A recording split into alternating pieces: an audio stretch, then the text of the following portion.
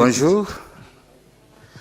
Et si vous n'entendez pas bien, veuillez lever la main et puis je peux reprendre souvent certaines phrases. Et je m'appelle le père Étienne Tolno.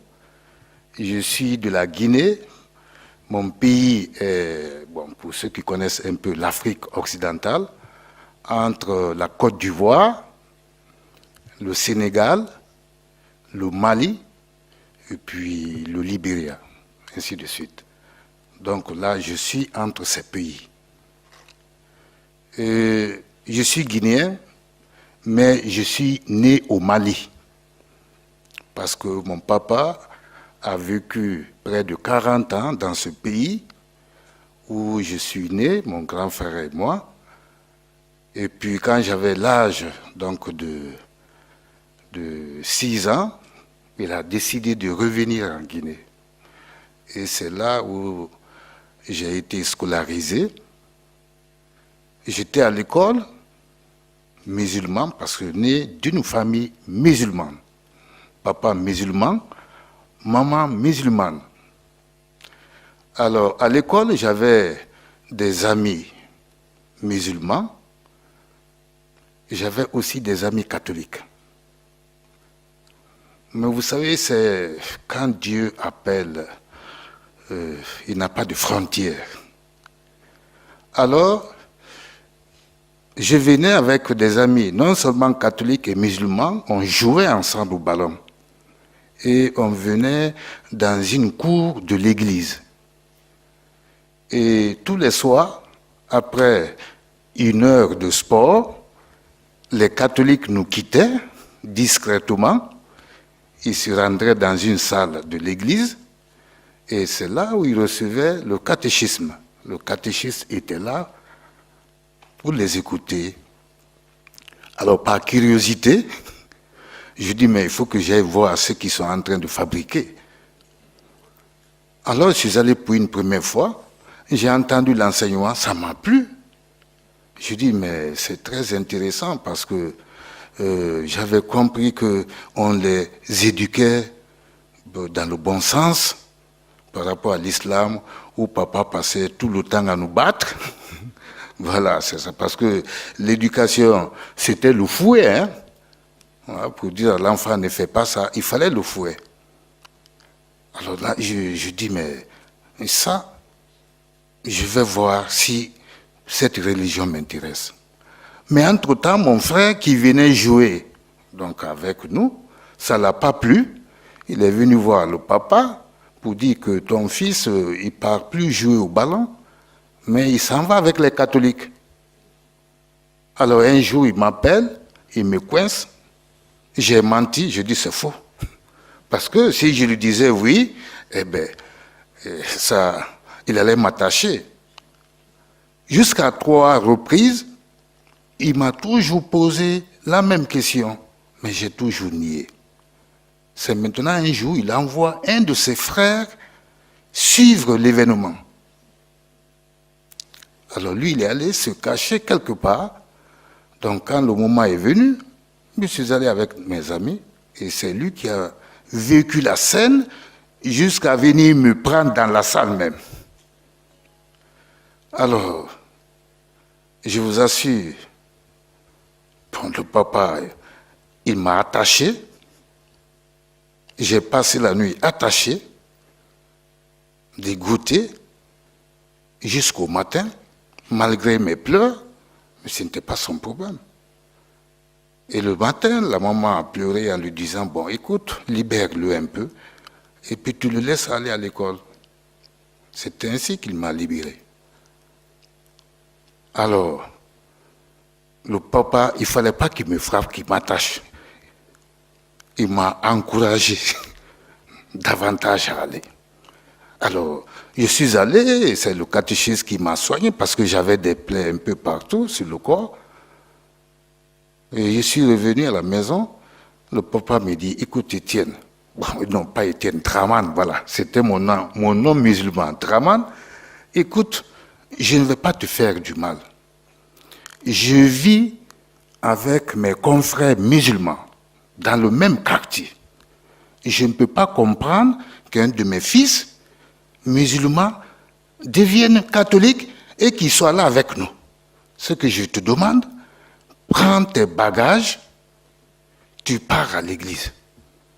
Tu n'es plus mon fils. Je ne peux plus compter sur toi. Donc le soir, j'ai eu le courage de ramasser tous mes bagages et je suis allé à l'église. Le catéchisme m'a accueilli.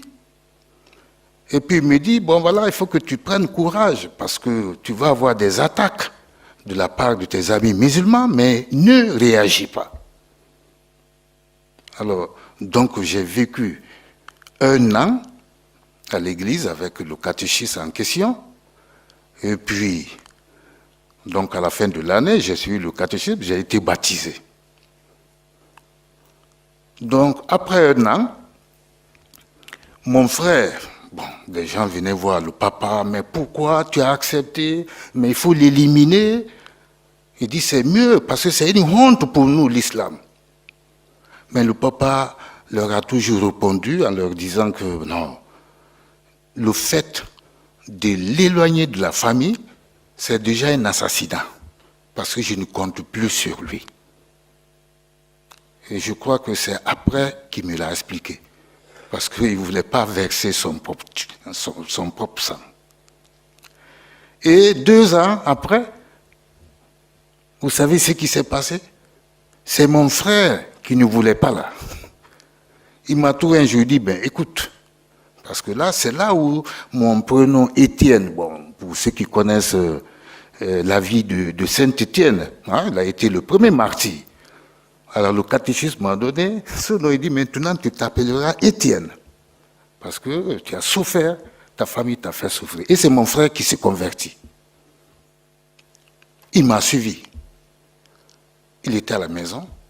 Alors ma maman qui était radicale, quand il a vu la démarche de mon frère, dit au papa, ah voilà, ce n'est pas la faute au premier qui est allé, mais c'est toi qui les encourages à être catholiques. Il dit, mais si lui, il s'est converti, c'est le divorce. Papa dit, mais je ne suis pas Dieu. Ils sont allés d'eux-mêmes, je ne peux pas les obliger. Parce que le papa a eu 2 garçons et 3 filles. Donc, alors, il dit, mais ces 2 garçons sont partis. On n'a plus de sens d'être. Ils sont tous catholiques. Alors, quand mon frère a insisté, il est allé, la maman a divorcé avec le papa à cause de notre conversion. Alors, elle est allée se remarier dans un autre pays, en Sierra Leone, un pays anglophone. Et vous savez, à la fin, c'est ce que souvent je dis à mon arrivée en France. On parle de vocation, il n'y a pas de prêtre, nous sommes en crise de prêtre. Je dis, mais il faut prier. Vous savez, mon pays a été gouverné par un chef d'État musulman et communiste. Je crois que beaucoup d'anciens ont dû entendre parler de ce chef d'État tyran qu'on appelait Sékou Touré. On reconnaissait mon pays par la Guinée Sékou Touré. Donc en 1967, il a expulsé tous les missionnaires européens, les prêtres, les religieuses, tout. Et il n'y avait, après leur départ, il n'y avait que 9 prêtres autochtones pour tout le pays. Et en 1970, il a foutu en prison l'archevêque, qui a fait 9 ans et demi de prison à cause de sa foi. Il a aussi transformé nos églises en bars dancing. C'était les bars cafés. Donc les chrétiens n'avaient plus de lieu de prière. Ils se réunissaient en groupe dans les familles pour prier. Et à la fin de chaque prière, c'était Seigneur, donne-nous des prêtres, donne-nous des religieuses. Donc, en entendant tout ça, en voyant tout ça, on s'est dit, mon frère et moi, pourquoi ne pas aller loin et être prêtre? Nous avons, nous deux, opté pour le sacerdoce. Et on est rentré au séminaire. Aujourd'hui, il est prêtre comme moi. Il est en Guinée. 2 frères. 2 uniques garçons. Nous sommes tous. Voilà un des témoignages qui a beaucoup plu à notre ancien archevêque, qui est maintenant cardinal. Beaucoup doivent le connaître, le cardinal Robert Sarah. Voilà. Et c'est lui qui nous a accompagnés et qui nous a ordonné prêtre. Voilà. Donc, nous avons suivi la formation. Mon frère a été le premier à être ordonné prêtre. Après son ordination, 1 an après, c'est le papa qui s'est converti. Oui.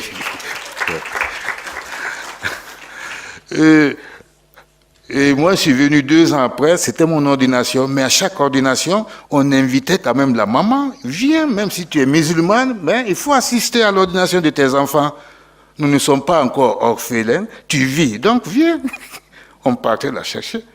Et à mon ordination, ce qui a émerveillé les gens, même le cardinal Robert Sarah, la maman a fait un témoignage mais très fort. Parce que c'est à mon ordination qu'elle s'est convertie. Oui. Ouais. Et dit, l'Église est forte devant tout le monde. Parce que à l'ordination de mon frère, il y avait des musulmans, des amis musulmans. À mon ordination, il y avait beaucoup de musulmans. Et c'était l'occasion de maman de faire un témoignage. Sa lutte contre l'Église catholique, contre ses enfants. Parce que vous savez, l'islam, ils ont une force, c'est-à-dire le maraboutisme. La maman a passé par toutes ces voies pour nous éliminer. Elle l'a dit de façon ouverte. Mais elle n'a pas pu.